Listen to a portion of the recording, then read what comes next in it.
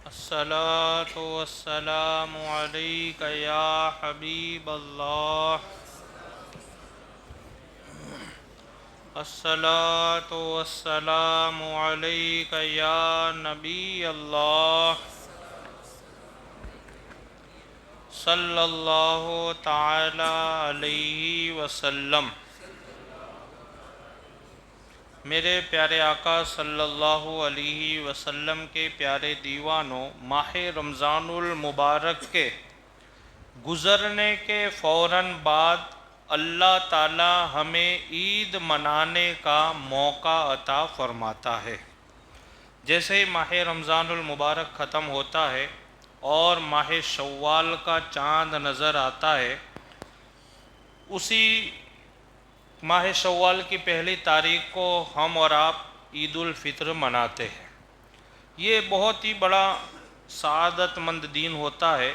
ایک جگہ سرکار علیہ السلام نے ارشاد فرمایا کہ عید کا دن اور عید سے پہلے والی رات، جس کو آپ یوں بول سکتے ہو عید کی رات، اور جس کو لوگ چاند رات بھی بولتے ہیں، یہ رات اور عید کا دن ایسا دن ہے کہ اللہ تعالیٰ اس رات میں اور اس دن میں ماہ رمضان المبارک میں نیک کام کرنے والوں کو اپنی طرف سے انعامات عطا فرماتا ہے. رمضان میں آپ نے روزے رکھے، اس کا ثواب تو ہے.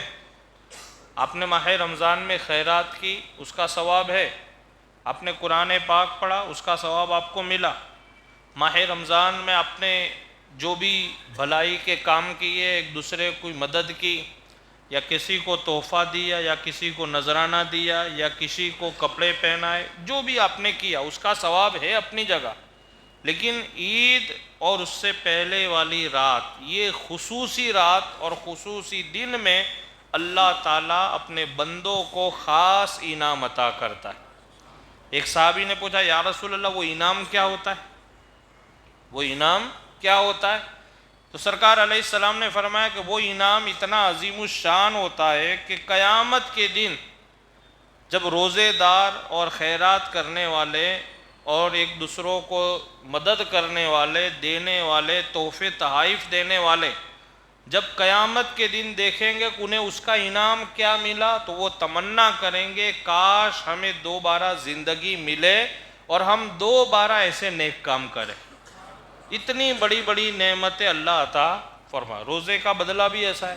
سرکار نے فرمایا کہ اللہ فرماتا ہے روزہ میرے لیے اور میں روزے کا بدلہ ہوں. اب قیامت کے دن میں میرے بندے کو اتنا عطا کروں گا کہ میرے بندہ یہ تمنا کرے گا کہ مجھے دوبارہ زندگی دی جائے اور صرف ایک مہینہ نہیں، پورا سال روزہ رکھنے کا موقع دیا جائے. اتنا بڑا ثواب دیا جائے گا. تو ماہ رمضان جیسے ہی ختم ہوتا ہے، اللہ تعالی ہمیں عید منانے کا موقع عطا فرماتا ہے، اور یہ اس کا کتنا بڑا احسان ہے. لیکن افسوس امت مسلمہ عید سعید کے حقیقی مفہوم سے ناواقف ہے. ہمارا خیال یہ ہے کہ اس میں صرف ہمیں 2 رکعت نماز ادا کرنے کے بعد گھوم پھر کر اور فضول کاموں میں اسے گزار دینا ہے. ہم اور آپ یہ سمجھتے ہیں کہ بھئی عید الفطر کے دن نئے کپڑے پہن لیے، 2 رکعت نماز پڑھ لی، یعنی عید ختم ہو گئی. اور پھر بہت سارے لوگ فضول کاموں میں اپنا وقت نکالتے، اور بہت سارے لوگ تو ایسا کرتے کہ اس مبارک دن میں فلم دیکھنے چلے جاتے، سنیما گھر میں چلے جاتے. اب وہ دن اللہ نے خاص انعام کے لیے ہمیں عطا فرمایا، لیکن ہم کیا کرتے؟ سنیما گھر میں جا رہے. کچھ لوگ طرح طرح کے گناہوں میں ملوث ہو جاتے. بہت سارے لوگ ماہ رمضان میں کوئی گناہ نہیں کیا ہے، اور عید کے دن جیسے ہی رمضان شریف ختم ہوتا ہے کہ اس گناہ میں یہ بڑا افسوس ہے کہ آپ نے 30 دن تک اللہ کی فرما برداری کی، اور آپ پھر اب جیسے ہی رمضان شریف ختم ہوا آپ گناہ میں ملوث ہو گئے. تو یہ ہونا نہیں چاہیے کہ بندے نے جب 30 دن نکالے ہیں تو اس کو یہ چاہیے کہ اب عید کا دن بھی ایسا نکالے، اور عید کے بعد کے دن بھی اللہ کی فرما برداری میں ہمارے گزرنے چاہیے. تو ہم نے اور آپ نے یہ سمجھ لیا کہ 2 رکعت نماز عید الفطر پڑھ لی اور نئے کپڑے پہن لی، عید ختم ہو گئے. نہیں، وہ پورا دن آپ عبادت و ریاضت میں گزارے. ہاں، آپ کے گھر مہمان آ رہے، ان کو کھلائیے پلائیے، خوش کیجیے، لیکن فضول باتوں میں اور فضول کاموں میں اس دن کو آپ نہ نکالے. اور حتیٰ کہ بعض نوجوان 2 رکعت نماز ادا کرنے کے بعد فوراً گھومنے پھرنے کی جگہ، سنیما ہال، پکنک کی جگہوں کی طرف روانہ ہو جاتے، اور ماہ رمضان جو ہمیں گناہوں سے روکنے کے لیے آیا تھا، ہمیں تقویٰ کا درس دینے آیا تھا، اس کے گزر جانے کے بعد تقویٰ کا تصور ہی ہمارے دل سے ختم ہو جاتا ہے۔ پورا ماہ رمضان المبارک ہم اور آپ نیکیاں کرتے، نمازیں پڑھتے، زکوٰۃ دیتے، خیرات ادا کرتے، قرآن پاک کی تلاوت پڑھتے، لیکن جیسے ہی ماہ رمضان ختم ہوا کہ بات ختم ہو گئی، قرآن پاک کو بھی سمیٹیں گے، چومیں گے، رکھ دیں گے، پھر بات ختم ہو گیا، آئندہ سال کبھی بیچ میں جو توفیق مل گئی تو ٹھیک ہے۔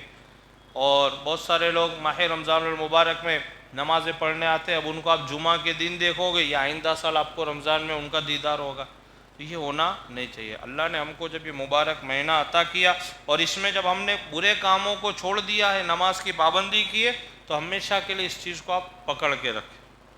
ہاں میں مانتا ہوں کہ بہت سارے لوگوں کو ایسا وقت نہیں ملتا وہ مسجدوں میں آ سکے، ہاں اگر آپ مسجد میں نہیں آ سکتے کم از کم اپنے گھروں میں نمازیں پڑھیں، اپنی آفسوں میں نمازیں پڑھیں، اپنی فیکٹریوں میں آپ نمازیں پڑھیں، اپنی کمپنیوں میں آپ نمازیں پڑھیں، لیکن نماز کو کبھی جانے دینا یہ تو ہمارے اوپر فرض ہے۔ اور ایسا تو ہے نہیں صرف ماہ رمضان میں فرض ہے، جب تک آپ زندہ ہیں آپ کے اوپر نماز فرض ہے۔ نماز اگر چھوڑیں گے تو اس کا سخت عذاب ہے۔ اللہ نے قرآن پاک میں فرمایا کہ ہم نماز چھوڑنے والوں کو جہنم کی اس کھاڑی میں ڈالیں گے کہ جس سے جہنم خود دن میں 70,000 مرتبہ پناہ مانگتی ہے، ہم ایسی خطرناک واڑی میں ڈالیں گے۔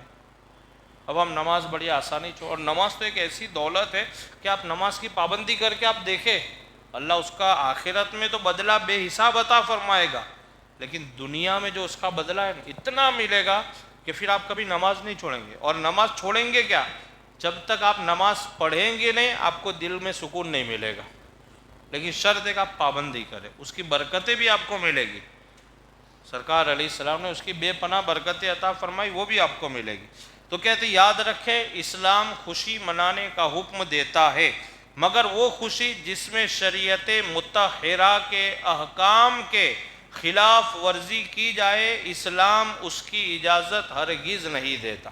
ہاں آپ خوشی منائے، عید کا دن ہے، نئے کپڑے بھی پہنے، اعلیٰ سے اعلیٰ کھانا کھائے، یار دوستوں کو بلائے، ان کی دعوت کرے، اچھی سے اچھی نعمت اگر آپ کو اپنی حیثیت ہے اس کے مطابق آپ کھلائے، لیکن ایسی خوشی منائے کہ جو اسلام کے خلاف نہ ہو۔